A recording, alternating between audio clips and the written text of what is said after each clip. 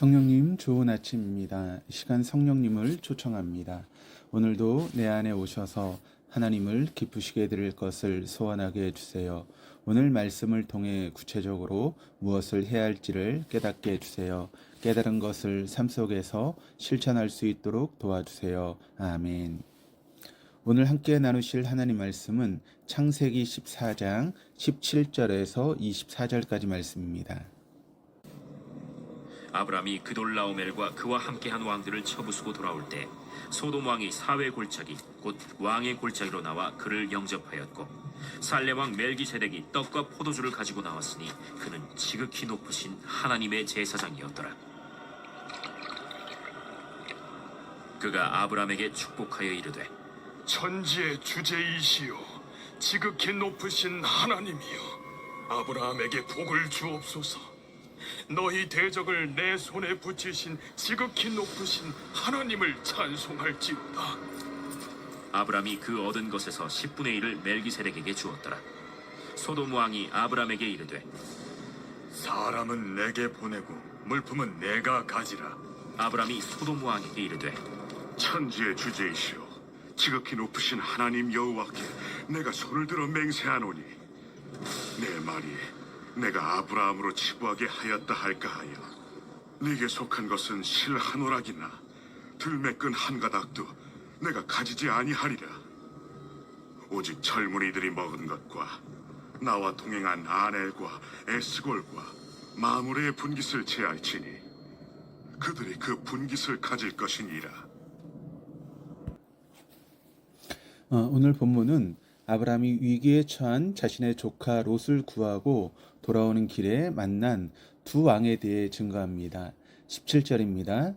아브라함이 그돌라오멜과 그와 함께한 왕들을 쳐부수고 돌아올 때 소돔 왕이 사회 골짜기 곧 왕의 골짜기로 나와 그를 영접하였고 가나안 북쪽의 4개국 연합군과 남쪽의 5개국 연합군 간의 전쟁이 일어났습니다.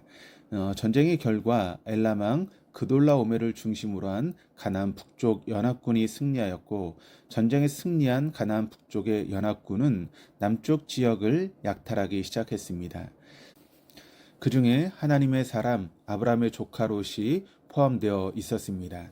아브라함은 자신의 조카 롯이 사로잡혔다라고 하는 소식을 듣고 조금도 지체하지 않고 자신의 집에서 훈련시킨 병사들을 데리고 찾아 나섰습니다.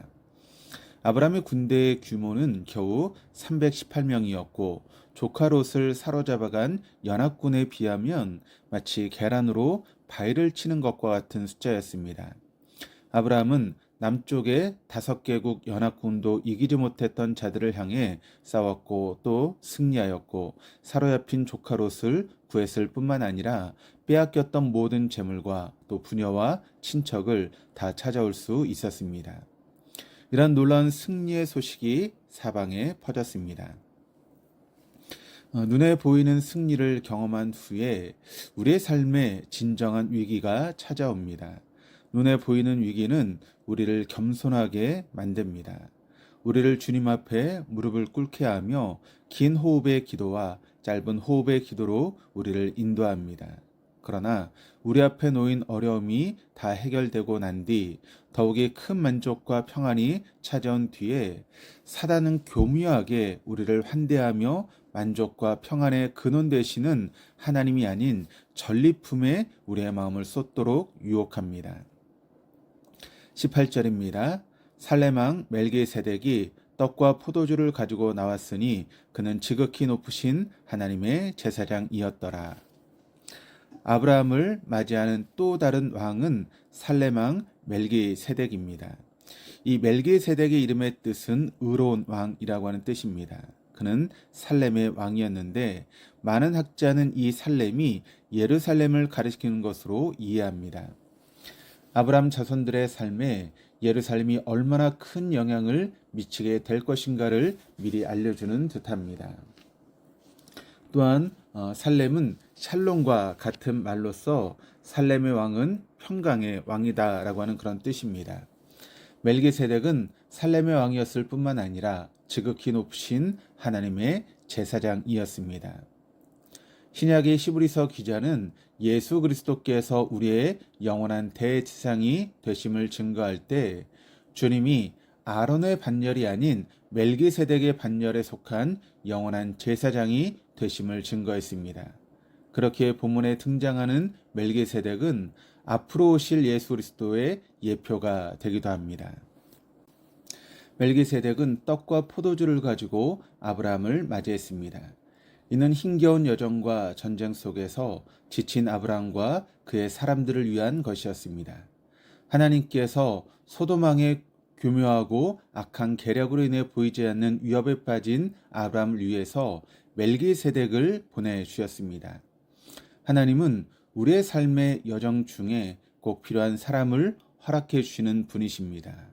무엇보다 하나님은 죄악에 빠져 소망이 없는 우리를 위해서 독생자를 이 땅에 보내주신 분이십니다. 19절입니다. 그가 아브라함에게 축복하여 이르되 천지의 주제이시오 지극히 높으신 하나님이여 아브라함에게 복을 주옵소서. 멜기세덱은 아브라함에게 떡과 포도주만 가지고 온 것이 아니었습니다. 그보다 더 귀한 하나님으로부터 오는 복을 빌어주기 위해서 찾아왔습니다. 멜기세덱은 아브라함에게 하나님이 어떤 분이신지를 상기시켜 줍니다. 하나님은 하늘과 땅을 지으신 지극히 높으신 분이십니다. 즉 아브라함이 전쟁에서 승리하고 조카 롯과 그의 가족과 빼앗긴 모든 재물을 되찾을 수 있었던 것은 결코 아브라함의 힘과 노력에 의한 것이 아닌 하나님의 도우심과 은혜였다라고 하는 것을 증거합니다. 더욱 멜기세덱은 아브라함에게 복을 내려주시는 분이 바로 하나님이심을 다시 한번 상기시켜 줍니다. 하나님이여 아브라함에게 복을 주옵소서. 멜기세덱의 간구가 아브라함의 마음에 각인이 되어 아브라함으로 하여금 어떻게 자신이 조카 롯과 함께 가나안 땅으로 오게 되었는지, 그리고 이 땅을 향해 나아가라고 하셨던 하나님께서 어떤 복을 주시겠다고 약속하셨는지를 다시 한번 마음에 새기게 하였습니다. 20절입니다. 너희 대적을 내 손에 붙이신 지극히 높으신 하나님을 찬송할지로다 하매 아브라함이 그 얻은 것에서 10분의 1을 멜기세덱에게 주었더라. 멜기세덱은 아브라함에게 지극히 높으신 하나님을 찬송할 것을 권면합니다.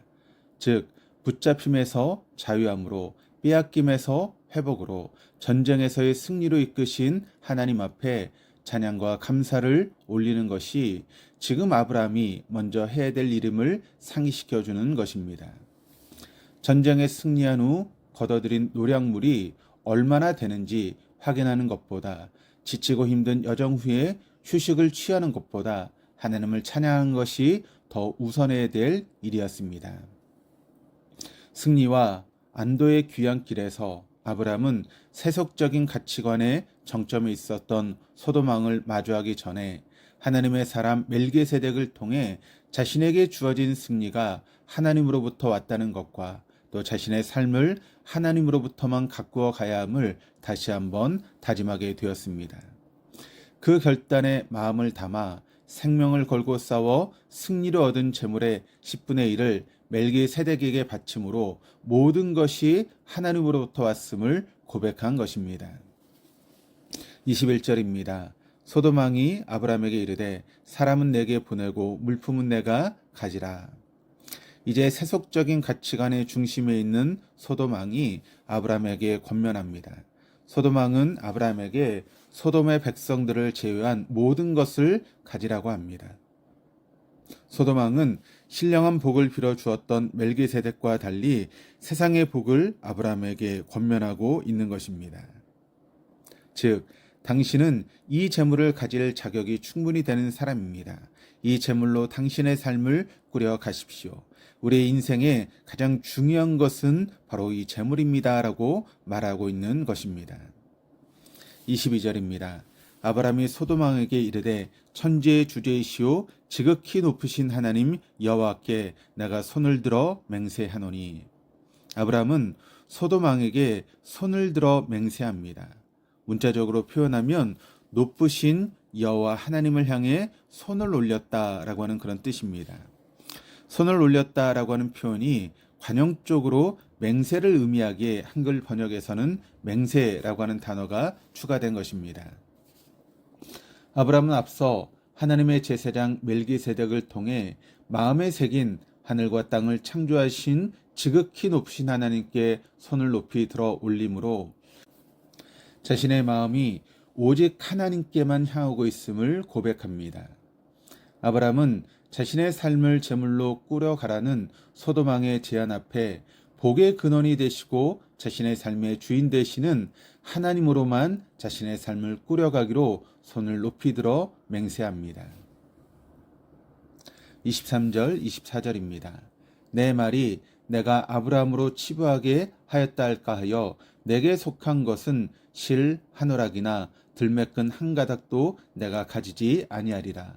오직 젊은이들이 먹은 것과 나와 동행한 아넬과 에스골과 마므레의 분깃을 제할지니 그들이 그 분깃을 가질 것이니라. 아브라함이 모든 재물을 가져가라는 소돔 왕의 제안을 거절한 이유가 등장합니다. 세번역 성경은 23절을 이렇게 소개합니다. 그대의 것은 실오락이 하나나 신발끈 하나라도 가지지 않겠습니다. 그러므로 그대는 그대 덕분에 아브라함이 부자가 되었다라고 절대로 말할 수 없을 것입니다. 아브라함은 소돔 왕이 아브라함을 부자로 만든 사람이라는 소리를 듣게 되는 것을 원치 않았습니다.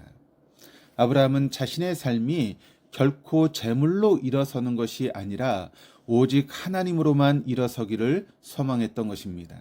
그래서 아브라함은 하나님께로부터 오는 것은 모두 받고 소돔 왕으로부터 오는 것은 한 톨도 받지 않기로 결심하였습니다. 아브라함은 눈에 보이는 재물이 모든 가치의 중심에 있는 소돔 왕 앞에 재물보다 더 귀한 분을 자신이 소유했음을 고백합니다.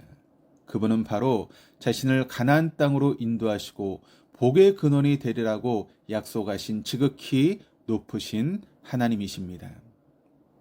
아브라함은 위기에 처한 자신의 조카 롯을 구하고 돌아오는 길에 두 왕을 만났습니다. 한 왕은 세속적인 가치관의 중심에 있는 소돔 왕이며 또 한 왕은 우리의 구주 예수 그리스도를 예표하는 하나님의 제사장이자 평강의 왕 멜기세덱입니다. 위기를 지나 안심하며 승리의 기쁨을 안고 있는 그때 우리에게도 두 왕의 메시지를 듣게 될 것입니다.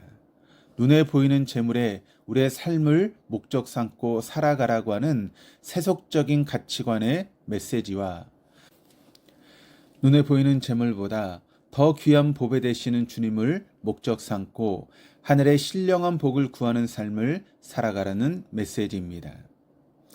아브라함처럼 손을 높이 들어 나의 마음은 오직 하나님께만 있습니다.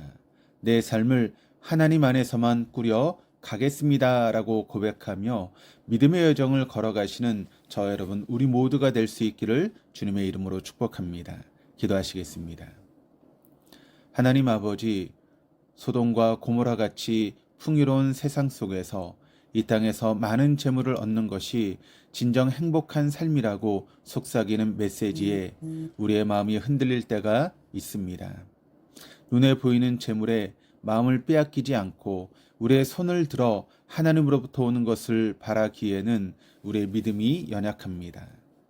아브라함에게 평화의 왕이며 하나님의 제사장 멜기세덱을 만나게 하시며 아브라함으로 하여금 하나님께 시선을 돌리고 믿음의 여정을 걸어가게 하신 것처럼 우리에게 평화의 왕이시며 영원한 대제사장 되시는 예수 그리스도를 만나게 하심으로 세상의 유혹 속에서도 하나님을 목적 삼는 삶을 살아가게 하시니 감사드립니다.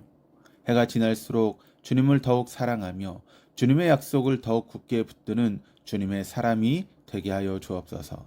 감사드리며 예수 그리스도 이름으로 기도합니다. 아멘.